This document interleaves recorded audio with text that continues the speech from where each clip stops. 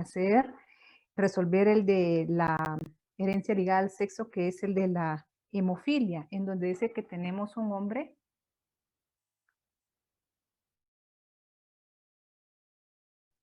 él es sano y una mujer portadora. ¿Se recuerdan que la mujer en hemofilia es portadora, pero no es sana, simplemente tiene el alelo? Entonces hacemos el cruce. Acá, en este caso, lo más importante es la interpretación genotípica de lo que nos esté presentando el ejercicio. Si nosotros hacemos una correcta identificación genotípica, ya nos vamos bien, que es la primera parte. Entonces, por ejemplo, acá ya identificamos, en este caso, mujer portadora, como dice portadora, entonces solo acá, ¿verdad? Ella es sana pero portadora y el hombre es sano. Entonces, continuamos y ya hacemos el cruce monohíbrido acá. Perdón, aquí es bueno, sí, X, Y. Entonces, ¿cómo interpretamos? Esa es la siguiente fase importante, porque el monohíbrido es súper fácil. La clave en estos genes ligados al sexo, número uno, lo que dijimos es la identificación de lo que nos presente. Y número dos, la interpretación. Por ejemplo, ¿es una mujer qué? Fenotípicamente, ¿es una mujer?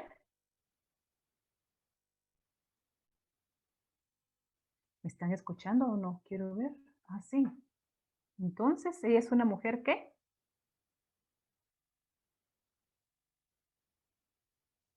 Ahorita voy a ver el chat, gracias. Sana, muy bien, Glendy. ¿Y a ella, cómo le llamaríamos? ¿Una mujer qué? Portadora.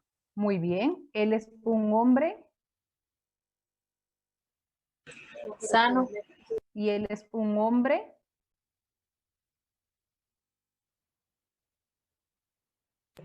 Enfermo. Enfermo, sí, no portador. Él es un hombre enfermo porque en el caso del hombre basta con que tenga el alelo de la hemofilia, ya va a ser enfermo. En cambio, en la mujer, para que una mujer sea enferma, debe de ser así, en la mujer. Pero para el hombre basta solo el alelo portador para ser un hombre enfermo. Entonces, ellos son enfermos. Esa es la diferencia influida por el sexo, ¿verdad? Que la mujer puede ser portadora. El hombre, además de portarlo, es enfermo siempre. O es sano o es enfermo. En cambio, la mujer puede ser sana totalmente. Puede ser sana portadora o puede ser enferma. Ella presenta tres características. El hombre es sano o enfermo. Así de sencillo. Esa es la diferencia. No sé si alguien tiene alguna duda de este ejercicio o de algo relacionado a esto.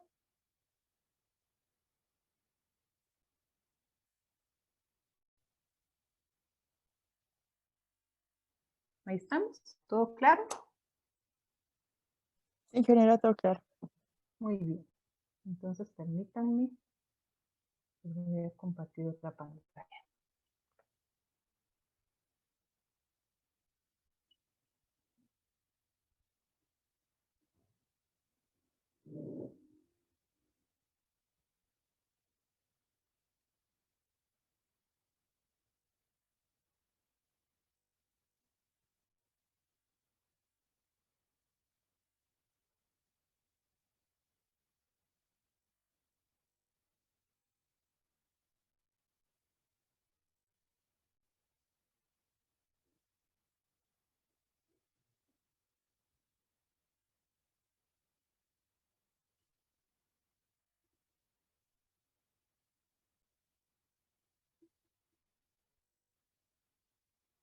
Muy bien, entonces lo que vamos a ver hoy va a ser en realidad un recordatorio porque ya me comentaron sus compañeros de la otra sección que el tema del ADN lo vieron en biología. Entonces solo va a ser un pequeño recordatorio que va a ser nuestra introducción para poder ya entrar a ver otros aspectos que es la extracción del ADN, la electroforesis y la PCR.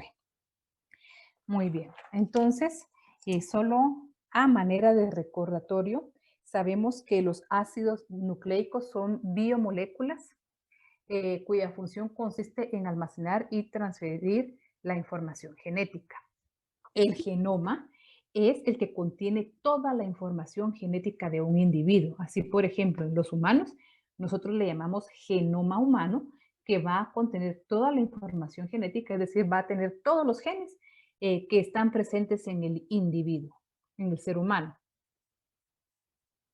Entonces, existen dos tipos de ácidos nucleicos. El ácido desoxirribonucleico, que es conocido como ADN, y el ácido ribonucleico como ARN. Vamos a ver las diferencias entre ellos. Veamos primero la función de los ácidos nucleicos. En general, los ácidos nucleicos tienen una función de herencia que dicta la información necesaria para la formación de proteínas. Pueden ser mensajeros que funcionan como mensajero para el llevar información para la síntesis de proteínas y como almacén que da energía a nivel del ATP, que almacenan entonces la energía en sus enlaces fosfatos. Acá tenemos entonces los nucleótidos. Estos nucleótidos están formados por tres componentes básicos. Tenemos una base nitrogenada, que es esta que está acá, que ya la vamos a ver a continuación. Tenemos el azúcar, una molécula de azúcar, que va a servir de unión con el grupo fosfato, que es este que está acá. Entonces tenemos base nitrogenada, una molécula de azúcar y un grupo fosfato. La molécula de azúcar tiene una característica específica. Puede ser dexorribosa, que es a nivel de ADN, y ribosa, que va a estar en el ARN. Esta solo va a estar en el ADN y ribosa solo en el ARN. Acá podemos ver la estructura del ADN, como ya habíamos mencionado, tiene un grupo fosfato, tiene una molécula de azúcar y una base nitrogenada. Entonces, como ya sabemos, es parte de lo que están recordando ustedes, de lo que vieron en biología, el ADN está compuesto por doble hélice, se llama, por dos hélices, que es como la que estamos viendo acá en el dibujo este de adorno de la presentación, lleva dos hélices y este modelo es conocido como el modelo de Watson, aunque no fue el único que lo determinó, sino que fue estos investigadores, este grupo de investigadores, Watson, Crick, Wilkins y Franklin, propusieron el modelo de estructura de doble hélice para el ADN, que es este que está acá. Y entonces este modelo va a estar compuesto, como ya habíamos mencionado, por el grupo fosfato, azúcares, bases nitrogenadas y también puentes de hidrógeno. Se componen de unidades llamadas nucleótidos, que son estos que están acá, que lo acabamos de ver. Y cada nucleótido contiene un grupo fosfato, ya lo vimos, con azúcar, 5 carbonos llamados desoxirribosa y una base nitrogenada. Estos que están acá, que es el azúcar, y las bases nitrogenadas, que es esta que está aquí. Aquí podemos ver entonces, para la formación de esta doble hélice tenemos el azúcar, el grupo fosfato, y aquí tenemos las bases nitrogenadas, que son las que unen la doble hélice. Entonces, cada base nitrogenada tiene su par específico de acuerdo a sus cargas. No se unen al azar cualquiera, sino que siempre va a unirse adenina con timina y citocinina con guanina. Veámoslo acá. Aquí tengo un esquema en donde podemos ver la unión específica de estas bases nitrogenadas. Guanina, si vemos el esquema, solo para representarlo, ¿verdad? Va a ser siempre pareja con citocinina y adenina va a ser siempre pareja con timina en el ADN. Sin embargo, quiero ver si lo tengo acá, bueno, ahorita les explico. Entonces aquí tenemos la timina con la adenina. Bueno, y aquí tenemos, voy a regresar. Entonces aquí les decía guanina siempre con citocinina y adenina con timina, pero adenina con timina que le decía, sin embargo, hay alguna variante que va a ser a nivel del ARN, en donde el uracilo se va a unir con la adenina en lugar de la timina. Este es ARN y aquí lo tenemos en el ADN. Y quedaría de esta forma, nuevamente, adenina, citosina, siempre, y pero adenina, citosina y adenina con uracilo.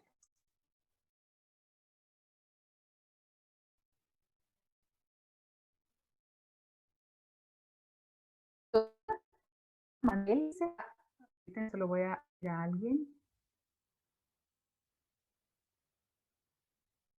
La estructura se mantiene de hidrógeno que se van a presentar, que van a estar hacia el interior. Tenemos siempre enlaces de hidrógeno y también entre las bases nitrogenadas tenemos nitrógeno. Por ejemplo, aquí tenemos 3 nitrógenos, 3 puentes de nitrógeno. Acá tenemos 4 nitrógenos, aquí 3, aquí 4. Y los enlaces de hidrógenos que los tenemos en esta parte de acá. Entonces, ese es un aspecto importante. Otro aspecto importante del ADN es que ella va a presentar 2 hélices, pero cada hélice va a tener una dirección en particular y es la otra. ¿Cómo lo señalan las manitas que tenemos acá? Ellas me están indicando la dirección de cada una de las hélices. Por ejemplo, esta hélice podríamos decir que inicia acá y esta es la dirección que ella recorre. Mientras que esta hélice verde, ella inicia aquí y su dirección es para acá. Entonces es una dirección inversa, una para abajo, una para arriba. Otra va a ir de izquierda a derecha y la otra de derecha a izquierda, si lo hacemos horizontal. Entonces siempre van a presentar esa dirección opuesta. Ese es un aspecto importante de lo que vamos a ver más adelante. Luego tenemos la replicación del ADN. La replicación del ADN, entonces, es el proceso mediante el cual la molécula del ADN hace copias. Es una réplica, una copia, como fotocopia, ¿verdad? Que va a repetirse nuevamente está basado en la replicación natural del ADN. Cómo se da esta replicación, basado en eso, nosotros o los científicos pues han aplicado estos principios para hacer estudios moleculares, que vamos a ver más adelante. En el núcleo hay muchos nucleótidos libres que son bloques de construcción del ADN. ¿Cómo se da esta replicación? La replicación del ADN, aquí tenemos la doble hélice, se recuerdan que una va para allá, así, y la otra hélice va para acá. Digámoslo así por su forma de espiral. Entonces, para que se dé esta replicación, lo primero que se hace es la separación de las 2 hélices del ADN, de las 2 cadenas. Y eso es lo que le llamamos desnaturalización. Creo que acá. Veamos primero, la doble hélice se desdobla, es decir, que se separan las 2 cadenas. Y esa separación o rompimiento se da gracias a la desnaturalización, y la desnaturalización se da gracias a altas temperaturas. Cuando hay alta temperatura, estas 2 hélices se logran separar, como lo que estamos viendo acá. Además de eso, si ustedes pueden observar la flecha rosada, nos está especificando la dirección de esa cadena del ADN. Vean, esta va para acá y esta otra va para acá. Siempre tenemos que tomar en cuenta que tenemos 2 direcciones en la cadena del ADN y son direcciones opuestas. Bueno, entonces se desdobla, es decir, se separa a nivel o a través del proceso conocido como desnaturalización, que se da la separación del ADN gracias a altas temperaturas. Entonces dice, cada mitad de la molécula sirve como un molde para la formación de una nueva mitad. ¿Por qué? Aquí tengo esta mitad de la molécula. La molécula va a estar compuesta por bases nitrogenadas, pero si se recuerdan, las bases nitrogenadas no se aparean o no se unen al azar, sino que cada una tiene su pareja. Por ejemplo, adenina siempre va a ser con timina y citosina con guanina, siempre. Entonces, supongamos que acá, en este fragmento del ADN, ya se separó, necesita aparearse nuevamente, o sí, aparearse con su base nitrogenada par específica. Por ejemplo, si aquí tengo adenina, adenina, adenina, aquí abajo, aquí tiene que ir timina, timina, timina. Si yo tengo citosina, aquí guanina y así. Entonces, esta se separa y aquí ya se sabe qué debe de ir. Por eso decimos que sirve como molde, porque no es al azar, sino que ella, la de arriba, ya me está diciendo qué es lo que tiene que ir acá abajo. Entonces, veamos. Entonces, se forman los enlaces entre los fosfatos y los azúcares de los nucleótidos continuos nuevamente. Entonces tenemos la base nitrogenada, pero se recuerdan que la dirección para esta doble hélice, la unión de entre las hélices son las bases nitrogenadas, pero la formación de esta, que sería acá, esta de acá, esta línea que está acá, está formada por fosfatos y azúcares. Y las de en medio, por estas líneas de en medio verticales pequeñas, son las bases nitrogenadas. Entonces se forman nuevamente los enlaces fosfatos y azúcares para dar lugar a esta nueva hélice. Entonces las dos nuevas moléculas de ADN se enroscan nuevamente acá para formar una nueva doble hélice. Entonces este principio nos va a servir más adelante para otros estudios moleculares como por ejemplo y otros que nosotros veamos. Otro aspecto importante que vamos a manejar en el tema de la biología molecular es que las hélices, el ADN, entonces está formado por sus bases nitrogenadas.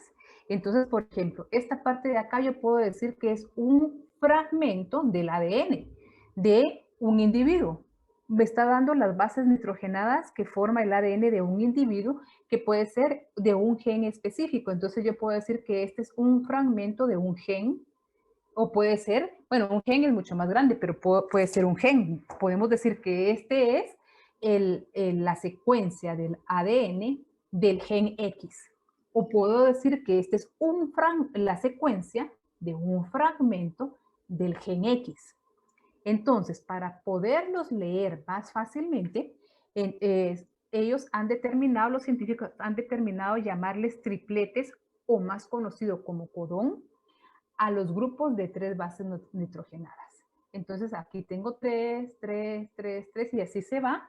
Y esos van a ser mis codones o mi codón, ¿verdad? Cada 3 bases nitrogenadas que me facilitan la lectura. Por ejemplo, acá, si este de aquí, donde tengo el puntero, hasta acá es un fragmento del ADN, cada 3 es un codón.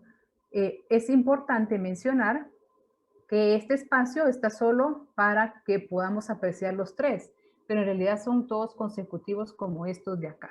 Estos fragmentos a mí me pueden servir para facilitar la lectura, para asignarles el codón en donde, por ejemplo, se dio una mutación en donde yo estoy haciendo el estudio.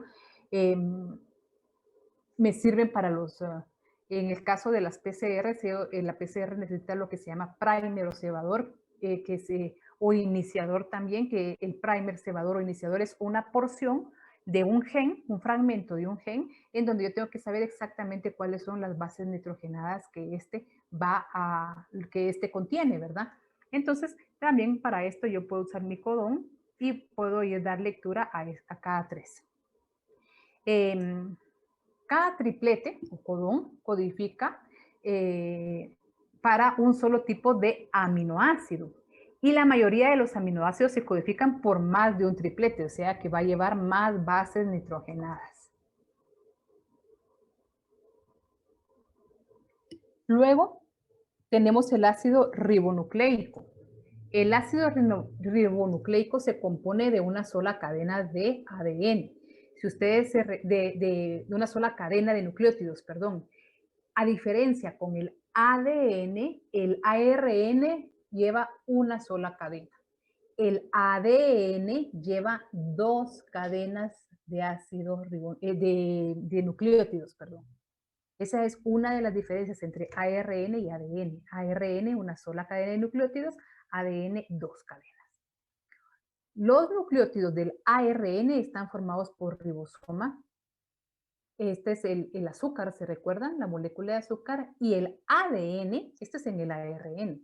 pero en el ADN lleva desoxirribosa. Esa es otra diferencia. Y la tercera diferencia es que el ARN tiene una base nitrogenada uracilo en lugar de la timina. La timina la vamos a encontrar únicamente en el ARN, en el ADN. Ay, me hago bolas, perdón. Si quieren, quiero ver, perdonen. Ay, no, hasta pena me da. No los quiero confundir. Entonces, acá es ARN.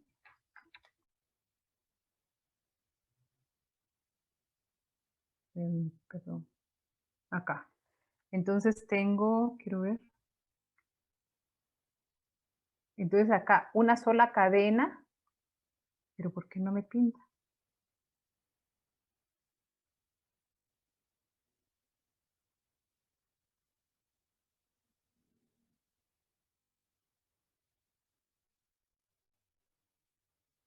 Y ahora, creo que ahora sí. Una sola cadena, quiero ver, así. ARN. Dos cadenas, ADN. ADN.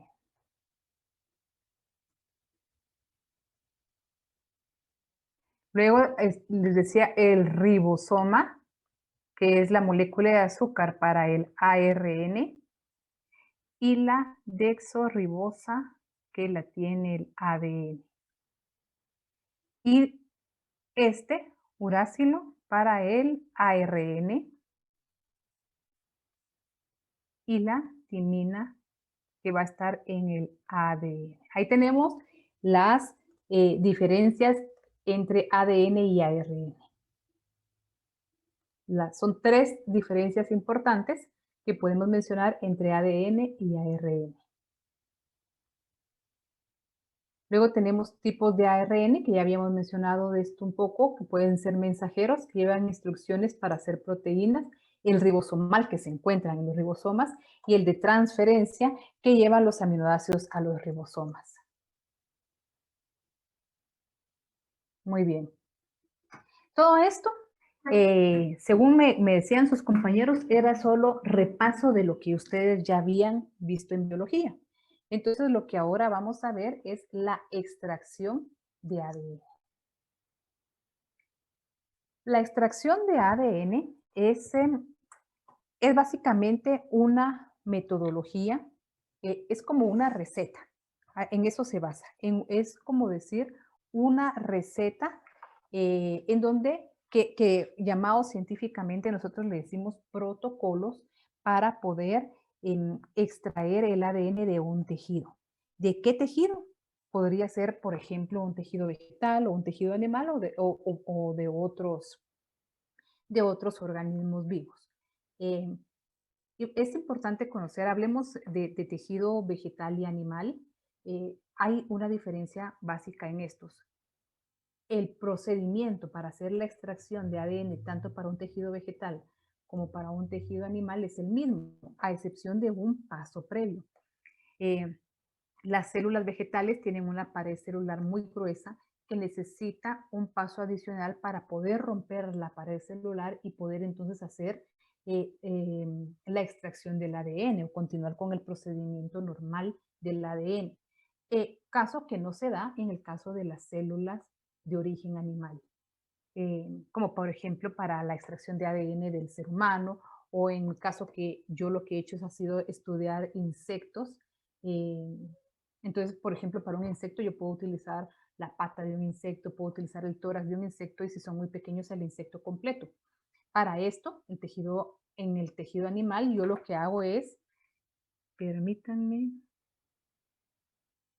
lo que hago es colocar acá lo que yo voy a hacer, por ejemplo, en el caso de los insectos, como les decía, una porción de insecto, o el insecto completo, o si es, por ejemplo, en el ser humano, una gotita de sangre, o cualquier otro material del ser humano, lo coloco acá, y lo coloco en una solución y lo macero. Acá lo macero, sí, macerar, ¿verdad? Si es un tejido vegetal, que también lo he hecho más que todo con hojas. Entonces, con una pequeña porción de una hoja de una planta, esta sí lleva un paso previo. Como tiene la pared celular muy gruesa, Entonces yo necesito a la hora de macerar, sumergirlo en nitrógeno líquido. El nitrógeno líquido congela y permite entonces la ruptura de la pared celular.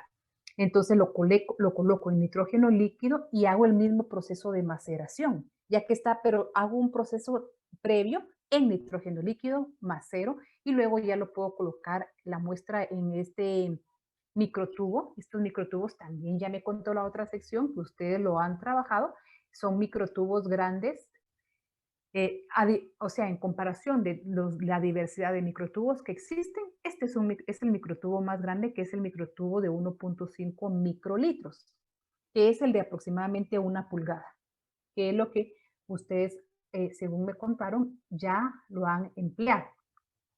Hay otros microtubos un poco más pequeños, por ejemplo, uno que llega de aquí como por acá, que es un mediano, que lo utilizamos siempre en los laboratorios de biología molecular cuando las cantidades son menores. Recuerden que cada uno de estos instrumentos o elementos, utensilios, tienen un costo. Entonces, si yo no necesito un microtubo, entre comillas, tan grande, puedo utilizar un mediano, y tengo un microtubo más pequeño que es como por acá, calculando, ¿sí? Como por ahí donde yo puse el puntero, y ahí para abajo, para que ustedes tengan una idea, ya que ustedes sí tienen de referencia el grande, que es el que utilizo ya para realizar la mezcla de la PCR. La PCR, para colocar las muestras de PCR y llevarlas al termociclador, es este más pequeño.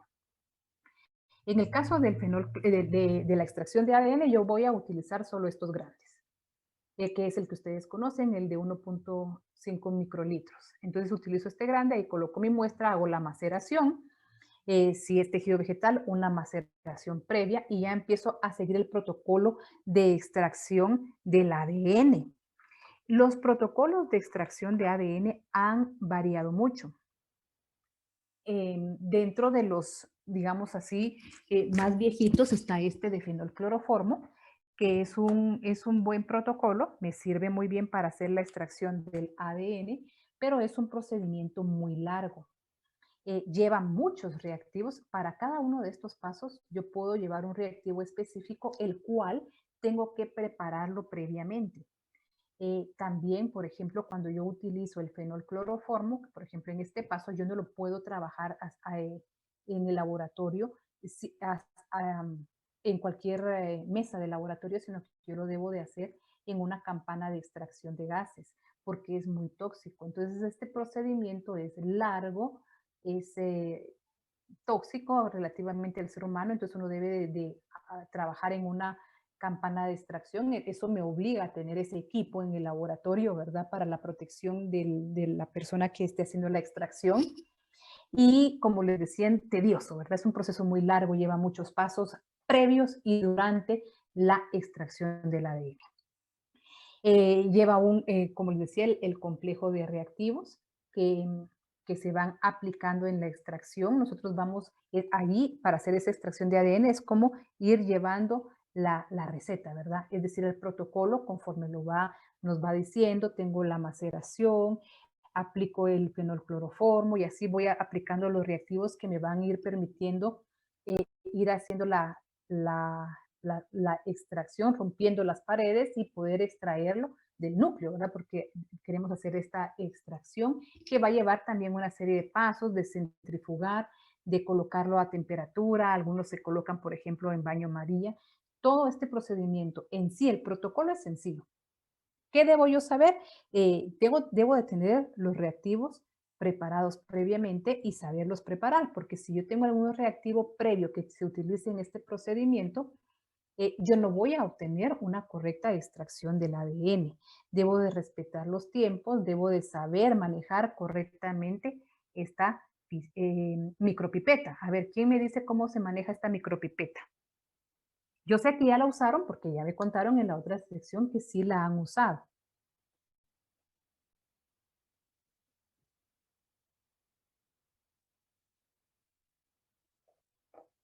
A ver, sí la usaron, ¿verdad?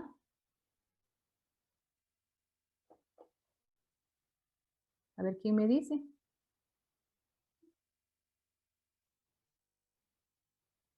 Nadie, no se acuerdan.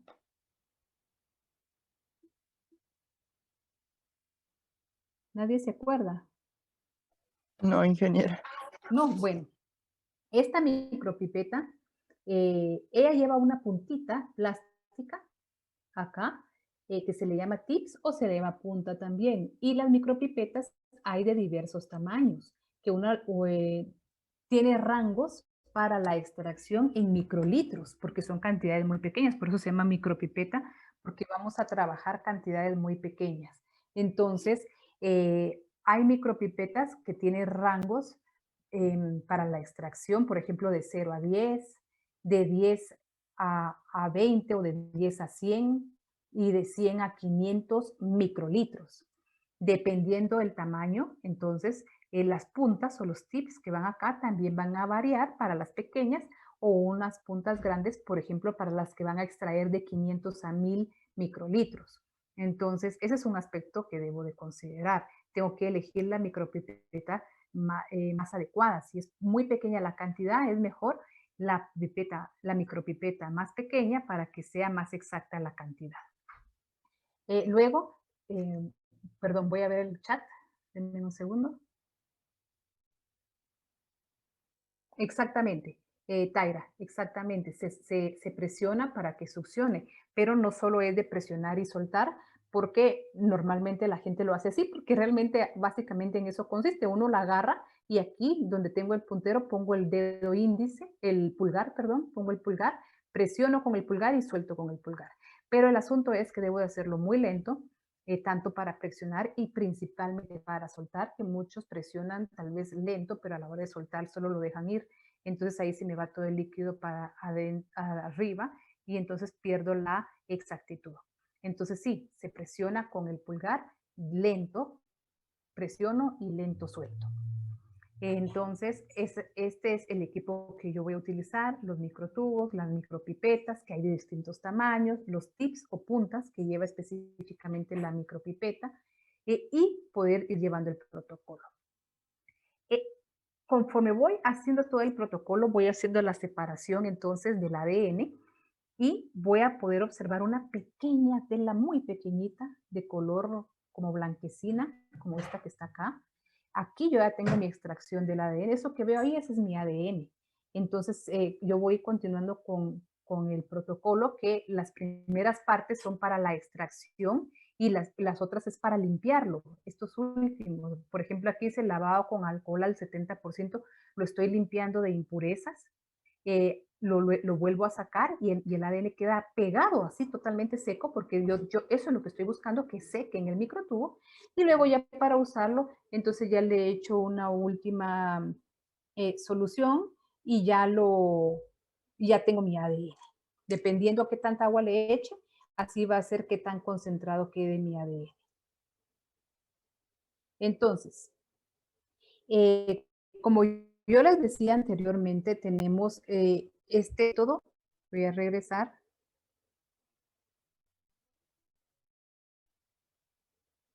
De fenolcloroformo. Es un método muy largo y, como les digo, hay un reactivo, el fenolcloroformo, que es tóxico para el ser humano. Entonces hay que utilizar un equipo especial, que es la campana extractora de gases, etc. Hay otros métodos después de este, que es el conocido como CETAB, que es otra serie de reactivos que me llevan al mismo fin, pero es menos tóxico. Y así ha venido evolucionando. Por ejemplo, este método de fenolcloroformo yo lo empleé por ahí por el 2006. Después, con los años, utilicé el CETAB. Y actualmente ya ni necesito tener todos esos protocolos tan exagerados, simplemente compro un kit de extracción, solo que yo ya tengo que saber exactamente qué es lo que quiero, un tejido animal, tejido vegetal, hay un kit especial para bacterias, un kit especial para virus. En fin, yo compro mi kit especial de extracción y entonces ya es mucho más sencillo usarlo. Ya no necesito la cámara extractora de gases, ya no necesito ese equipo especial, ya no necesito hacer una serie de reactivos previos para poder aplicar el protocolo, sino que simplemente compro el kit. Inicialmente el kit venía con un librito que me daba el protocolo para seguir. Este es mis reactivos que ya vienen preparados. El protocolo de internet, con la marca. En la marca me dice vaya a tal página y ahí descarga el protocolo que necesite. Lo busco y descargo el protocolo del kit de extracción de ADN que compré para el tejido vegetal o para el tejido animal, dependiendo. Lo saco y entonces yo ya sigo el protocolo. Por ejemplo, este me va a decir, primero aplique, por ejemplo, 10 microlitros del reactivo A, déjelo en reposo. Luego, aplique el reactivo B. Póngalo en baño María, centrifúguelo, ahora aplique este reactivo y finalmente este. Entonces es mucho más sencillo de cómo lo hacíamos antes, ¿verdad? Porque antes se utilizaba, por ejemplo, 5 o 8 reactivos que tenía que prepararlos antes para poder utilizarlo y así que esta extracción de ADN se podía